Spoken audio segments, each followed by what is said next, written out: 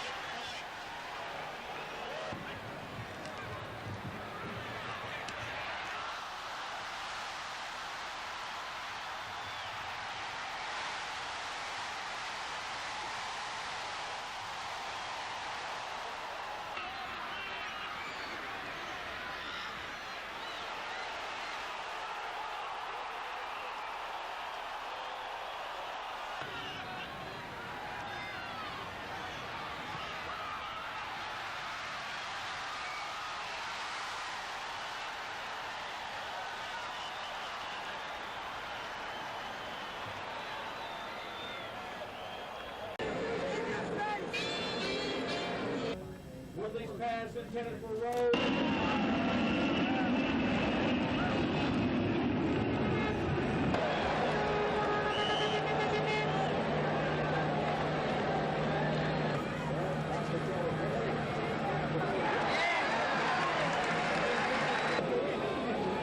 A lot of good things that happened to our football team this year, and there was a low spot after New England, and then we seemed to bounce back and had a lot of positive things happen to us, and I think that the nucleus is here for an excellent team, but we need to fill some holes, and we got to be able to make the plays that win games like this, that win games like San Diego, that win games like the Pittsburgh Steelers game, games that we had the opportunity to win but didn't win.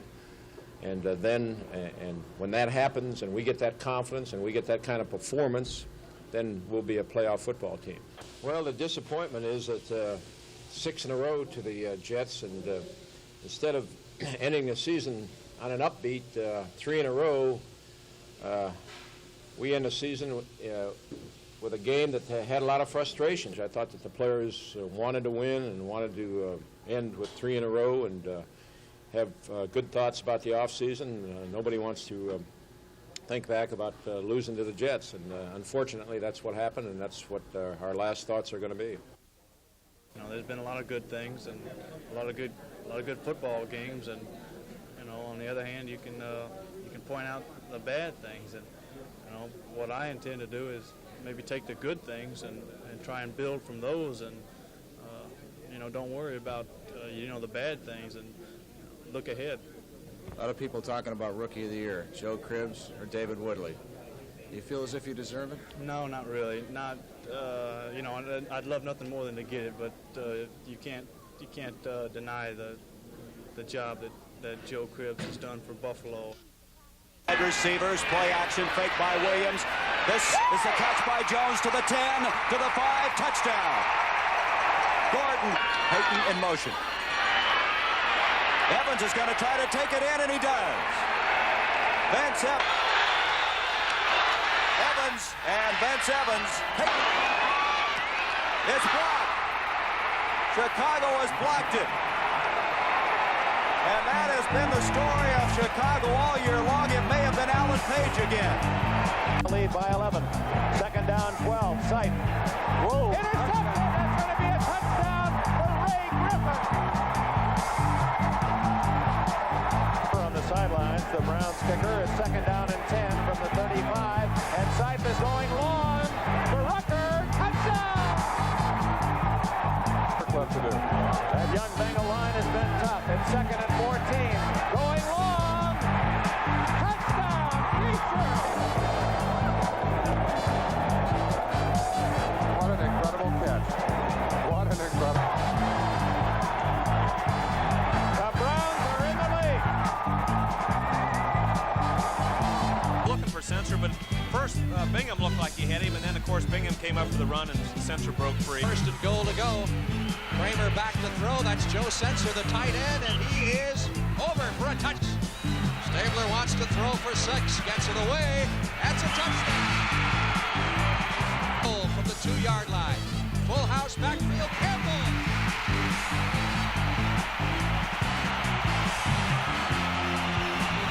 What a great football player.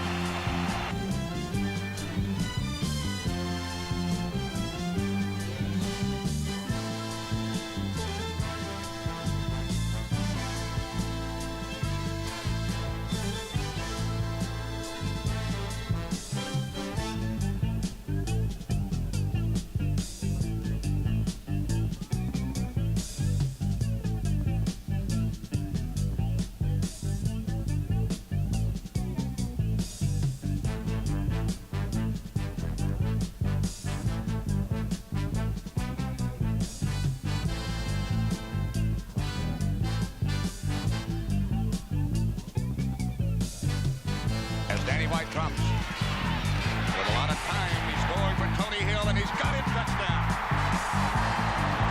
Formation. Eagles do blitz it. Pearson, touchdown. White. Section. Holds. Pass to Dupree.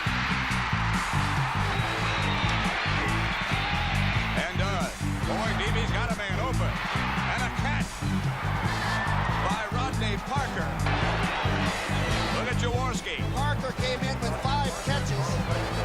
On a 17-yard pass to Preston Denard. And there's a fumble as Bartkowski is hit by Joe Harris. Loose ball, and the Rams have recovered. 23-yard field goal. Bang, Stafford, he gets it up and kicks it through anyway. The snap was on the ground, and he still got it through. The last 3 snaps were all bad. Let me point out the highlight of the day, that for the first time since 1971, the Pittsburgh Steelers are not going to the NFL playoffs. However, tomorrow night, they will determine the fate of the San Diego Chargers and a couple other teams in all probability. To the scoreboard and get you up to date. Minnesota loses to Houston, and so the Oilers are in, and Earl Campbell rushes 29 times for 202 yards. Detroit closes out its year 24-3 over Green Bay. Billy Sims, 18 carries, 54 yards, and 1 touchdown. The Oakland Raiders are in the playoffs, 33-17 over the Giants. Van Egan, 18 carries for 115 yards. New England still must wait and see. A couple of chances alive. 38-27. They down New Orleans. Kavanaugh 16-28 for 233 and 3 touchdowns. Washington wins going away over St. Louis 31-7 on a meaningless game there. O.J. Anderson, 22 carries, 132 yards. What a game this was. Cleveland wins the AFC Central Division title 27-24, and probably the hardest hit that I've seen all season took place in this game. Pat McAnally, tough wide receiver out of Harvard, working the pattern for Cincinnati, and he's struck by Tom Darden. Irv, what about the blow delivered here by Darden? An illegal blow. Forearm to the head is an illegal blow now in pro football. Rennie should have gone to his shoulder. Should have been a penalty flag. For 5 minutes, he was on the ground, carried off on a stretcher. But then he came back in the second half. He was punting for the Bengals. In fact, it was roughing the punter when he returned, and he drew a first down on the play.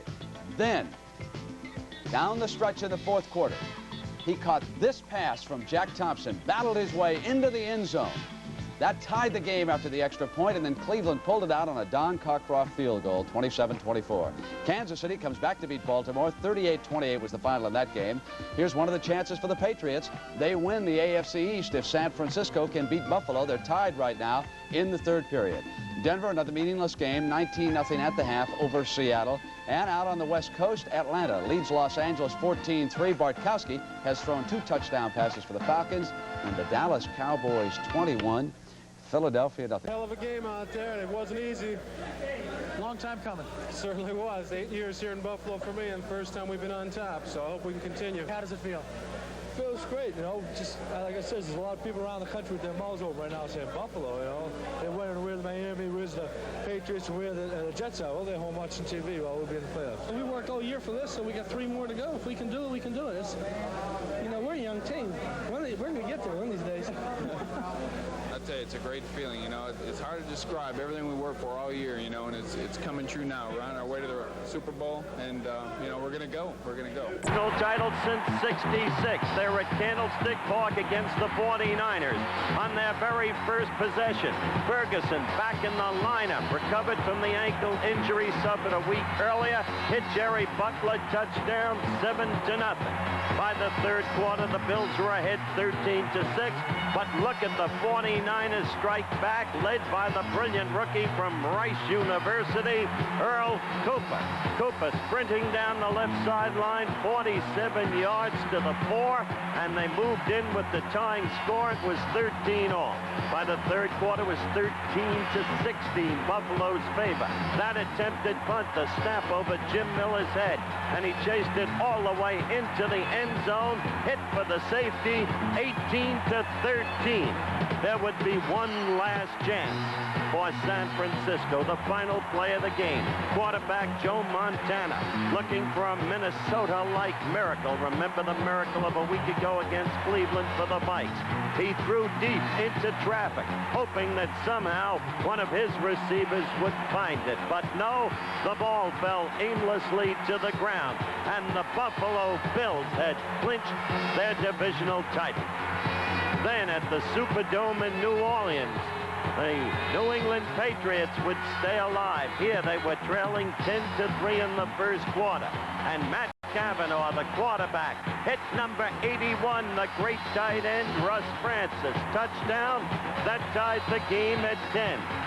Then, on the Pats' very next possession, Cavanaugh would strike again, this time to the one-time quarterback from the Southeast, Andy Johnson, and that made it 17-10. The Pats led for the first time. In the fourth quarter, they were leading 31-27. The handoff to Mozi Tatupu, in for the touchdown. The Pats won it 38-27. Should the San Diego Chargers lose tonight, the Pats would be in the playoffs. The standings speak for themselves. And so, on to the next contest in the AFC Central. The Cleveland Browns going against the Cincinnati Bengals at Riverfront Stadium, and the Bengals a late blooming team this year. Right there, Jack Thompson passes for 87. Pat McAnally, and what a hit by Tom Darden. They had to take McAnally out on a stretcher. Then 17-10, third quarter, Cincinnati leading. Brian Sipe going to work.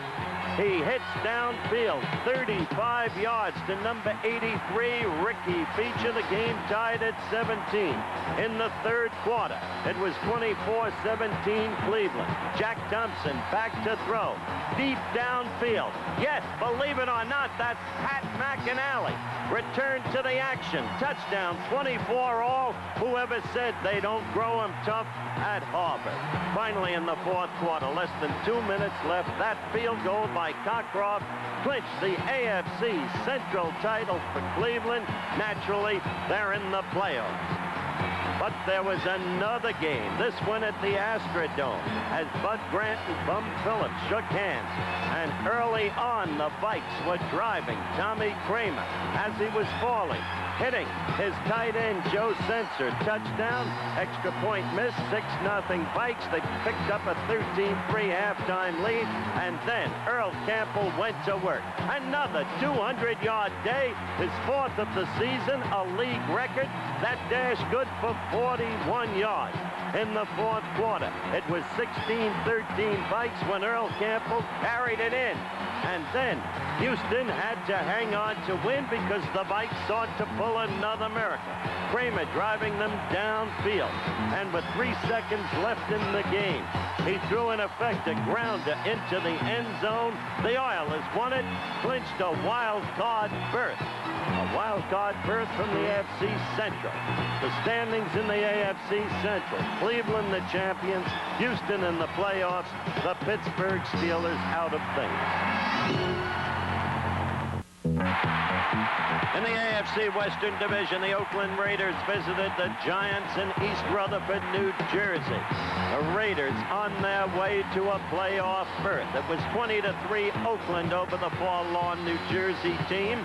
This action just before the end of the first half. Scott Bruner, the young man from Delaware, rookie, passing to Leon Perry. It was good for an 11-yard touchdown. That made it 20-10 at halftime in favor of the Oakland Raiders. In the third quarter, still 20-10. It was the Raiders' ball, 3rd and 7 at the Giants' 37.